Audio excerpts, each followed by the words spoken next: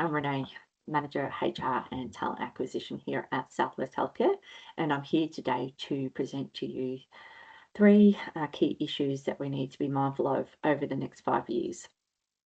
So, whilst we are moving into an incredibly exciting stage with the new hospital being built, we really need to be mindful of how we go about our activities in regards to the move or the processes that go along with that and the change management, the increasing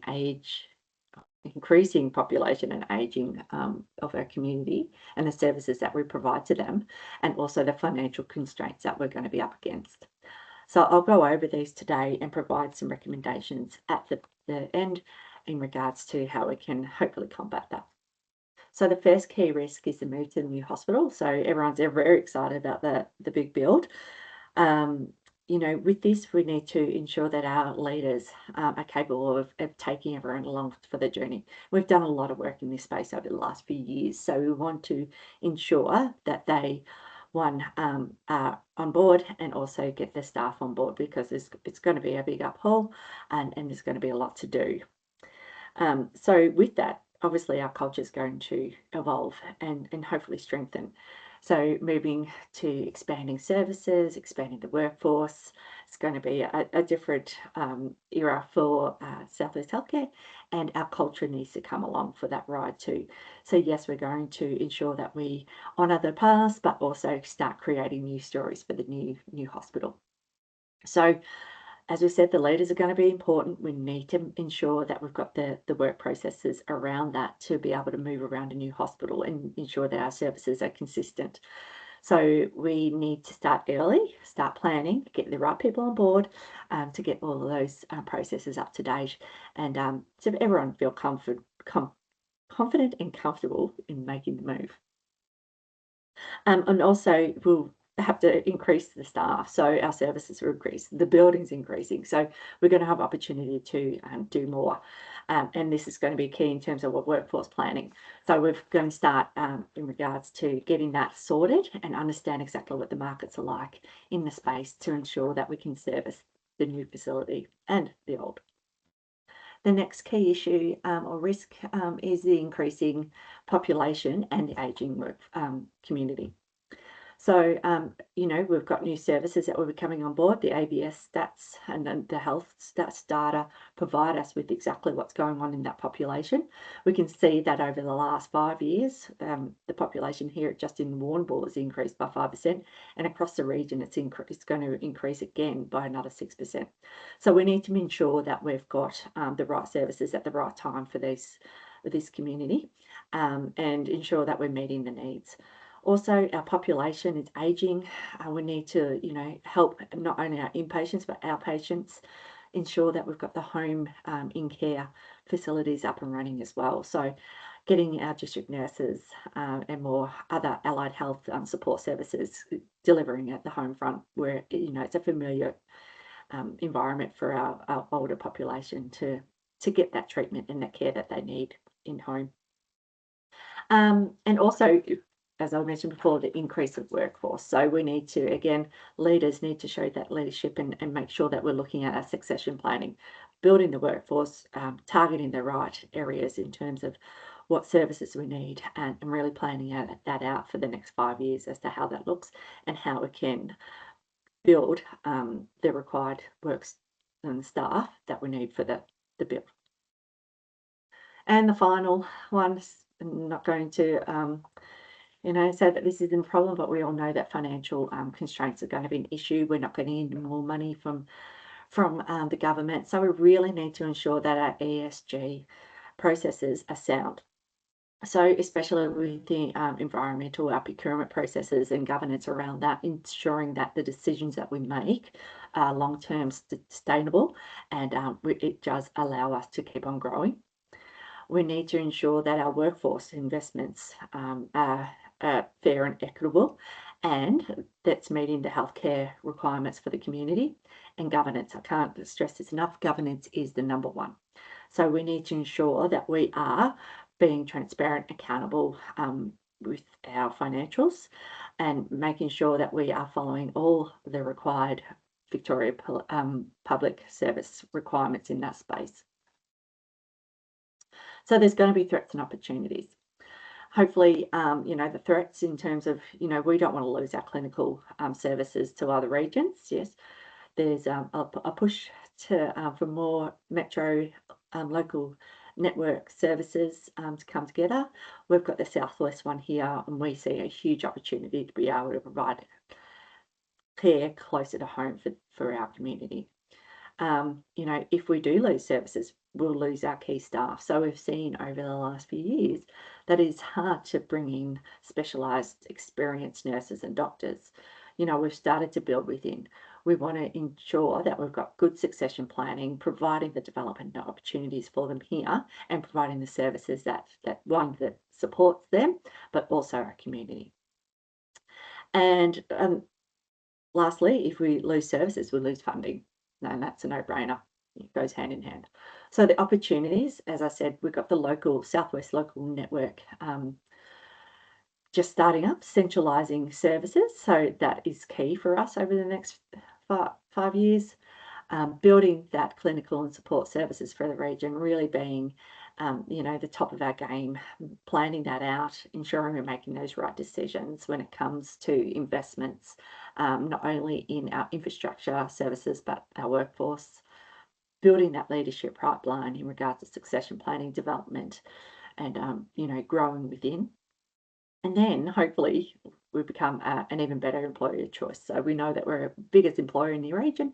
We want to be even better. So the recommendations. So what we'll provide, hopefully is that, as I closed off with before, just build that succession planning and the leadership development pipeline. We have to ensure we act with strong governance over our financials and the decisions that we're making. And also, finally there, in terms of a recommendation with all of our processes, if we do the above, we will increase the capacity and the services on offer for our community here in the Southwest. So looking at that, the ESG components, we need to be prudent, really keep an eye on everything that we're spending, and by committing to those type of actions, we'll be safeguarding the services, and the change will evolve and hopefully elevate Southwest Healthcare into one of the best health services in Victoria. So thank you very much for your time today and listening to me. And please, if you've got any questions, let me know. Reflections. So over the last 7 weeks, I realised that my learnings and insights are, I'm still not strategic enough. I'm very reactive. I'm in the day-to-day elements of my job, making sure that my team processes and, getting through the workload is up to scratch and number one. We've built that over the last 4 years.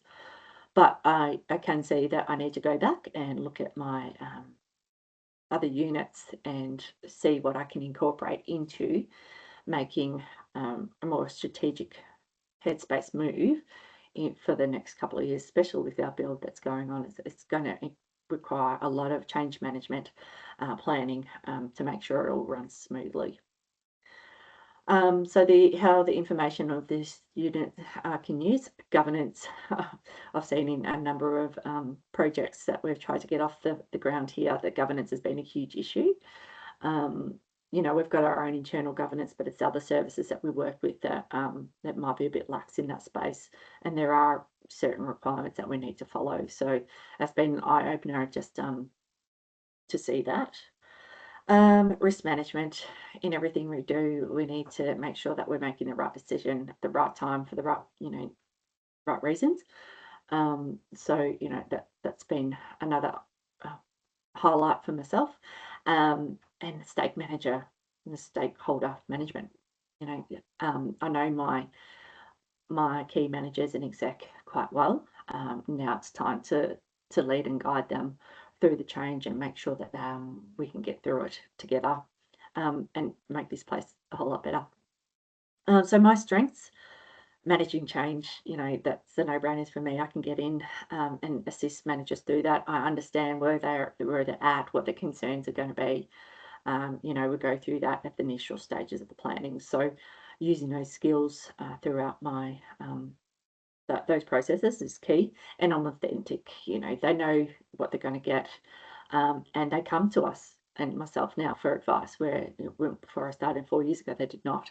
So they've got a great HR team who can guide them and help plan them through the next stages, especially in the exciting stage of getting a new hospital. Of course, there's weaknesses. I'm really struggling with constructing strong business cases to justify change for myself. My managers can do it really well. So I think I really need to go back and work with people who've done it in the past, and my executive director to go over my PDP again and really get that experience and work with them to make sure that I'm making a valid case that's, backed up by facts and figures and so forth. So how's this journey helped achieve the recommendations? So I think I've got the street cred. So using my credibility as to what I've done over the last 4 years to get us through the next 5 years. Being strong on the governance, making sure that we're doing things correctly. We're not just wasting money on things that we don't need. Can't do that in community health. That's for sure. Staying resilient. It's going to be tough. It's going to be a lot of change for people in hospitals, a lot of long-termers. And what really resonated with me was Cantor's approach to leadership. That show up, speak up, look up, team up, never give up, and lift others up. So, yeah, we're going to get some no's, but we can always go back to the drawing board, reframe our business cases or whatever that we're working on, and either put it away for later or, put it back to the exec for approval. Just look at it different ways.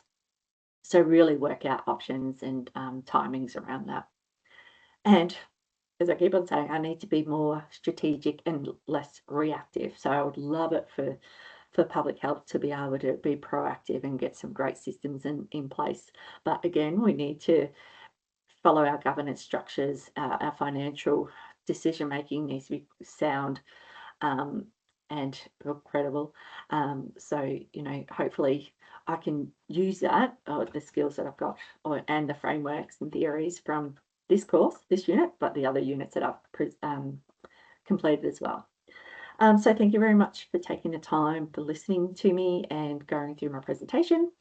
I appreciate it, and thank you.